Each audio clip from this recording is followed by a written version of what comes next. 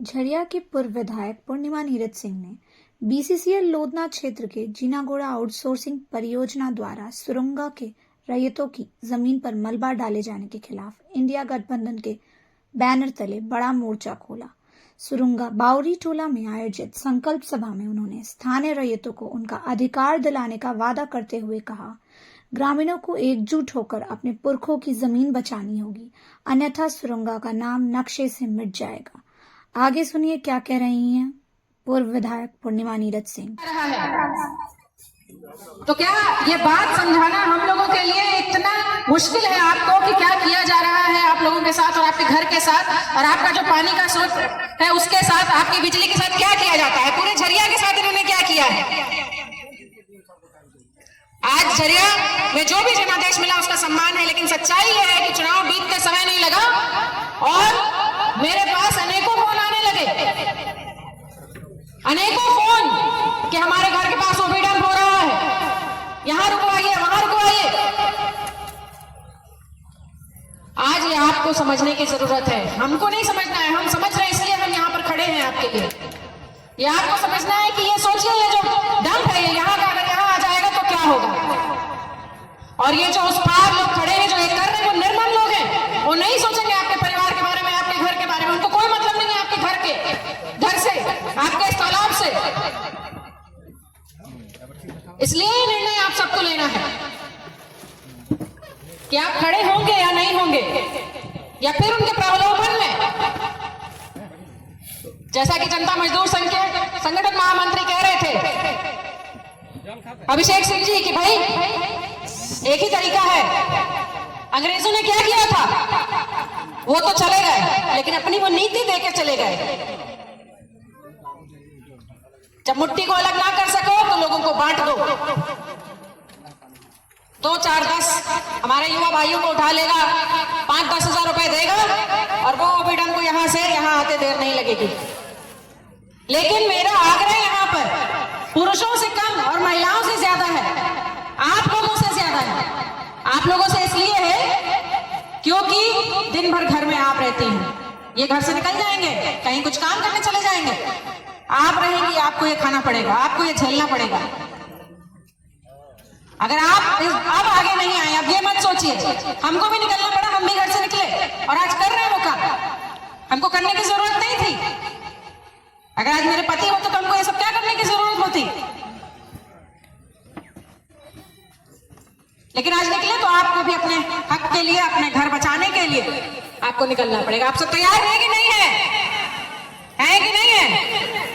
इसको रोकेंगे कि नहीं रोकेंगे हम लोग? नहीं दीदी हंसिए मत, एकदम हल्की बात नहीं है ये, आप समझ नहीं रही है इस बात को।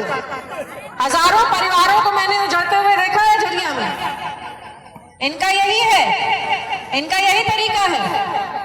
एक दिन आपको पता भी नहीं चलेगा और आपका घर, आपका बिजली, आपका पानी, आपका खेत खलिहान, आपका तालाब सब लूट लेंगे। मान लीजिए ये तालाब है, मान लीजिए ये जमीन है, अगर यहाँ आके इतना ओबीडम कर ही दिया तो आप लोग क्या करेंगे? अगर आज रोकेंगी नहीं तो बीमारी छोटी है, उसको पहले नहीं रोकेंगी तो बाद में बड़ी हो जाएगी तो ठीक हो जाएगा बीमारी।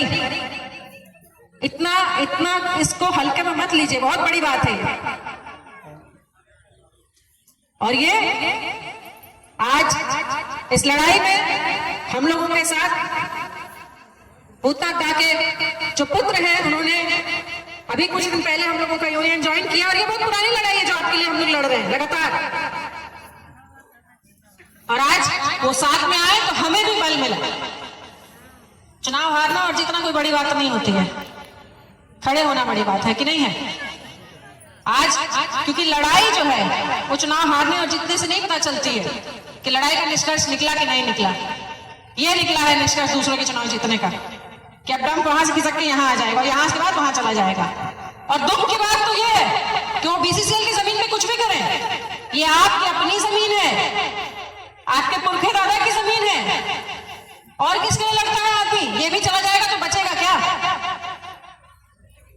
इसलिए इस बात की गंभीरता को समझिए और अब आपको लड़ना पड़ेगा। ठीक है, घर में रहिए, जो काम करते हैं वो कीजिए, लेकिन जब जरूरत पड़ेगी इन अत्याचारियों के खिलाफ लड़ने की तो आपको सड़क पे आना पड़ेगा। क्यों? क्योंकि बात अब हमारे घर की है। और जब घर की बात होती है तो एक महिला कुछ भी कर सकती है कि नहीं कर सकती उसको बचाने के लिए।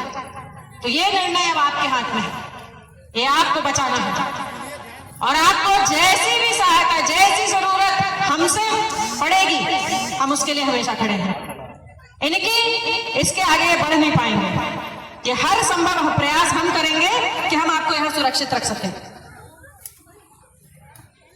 क्योंकि धन का बढ़ना एक बार ठीक होता है, लेकिन किसी का मन का बढ़ना ठीक नहीं है। और ये कुछ लोग जो हैं, जो यहाँ आउटसोर्सिंग चला रहे हैं, उनका मन जरूरत से ज्यादा बढ़ चुका है।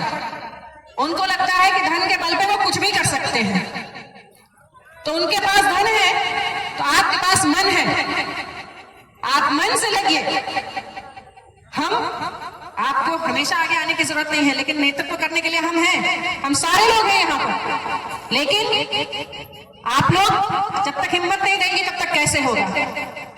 इसलिए ये कार्य आपको करना है, बस इतना सा। अपने घर के लिए लड़ेंगे कि नहीं लड़ेंगे? अपनी जमीन के लिए लड़ेंगे कि नहीं लड़ेंगे? ये आपकी जमीन है, बीसीसीएल की जमीन नहीं है कि रातों रात आप लोग आके यहाँ बस गए। देखिए ऐसा नहीं है। आज आपको बताती हूँ, गोल्डन पहाड़ी में चुनाव के समय जब मैं वहां पर गई, ये तो आपकी अपनी जमीन है। वो बेचारों को हटाया, उनको बोला कि हम दूसरी जगह पैसा दे रहे, वहां जाओ, घर बना लो, वहां कोई तुमको तंग नहीं करेगा। और आज 4 साल बाद ये हालत है कि जब वो अपनी मेहनत की कमाई से वहां घर बना चुके हैं, सब कुछ बना चुके हैं, तो उनको कह रहे हैं यहाँ से भी उठ के चली जाओ, यहाँ भी हम तोड़ेंगे। इनकी बात का भरोसा मत कीजिएगा। इनकी बात का भरोसा करेंगी तो एक दिन ये गांव भी खाली हो जाएगा। इसलिए आगे आइए, हिम्मत कीजिए, इस लड़ाई में, इस संघर्ष में हमारे साथ रहिए, क्योंकि इस जमीन को, इस घर को बचाना है हमको। और अगर ये भी लेकर भी जाएंगे, अगर इनको ओबीडम करना है तो ये पैसा दें, या आपको मुआवजा देंगे कि नहीं देंगे, बच्चों को नौकरी देंगे कि नहीं देंगे, कि बस ऐसे ही मनमानी करेंगे अपनी। आज ना जाने कितनी लड़ाइयां आप ही जैसे लोगों के लिए मैं झरिया में लड़ रही हूं। आज हम कोर्ट में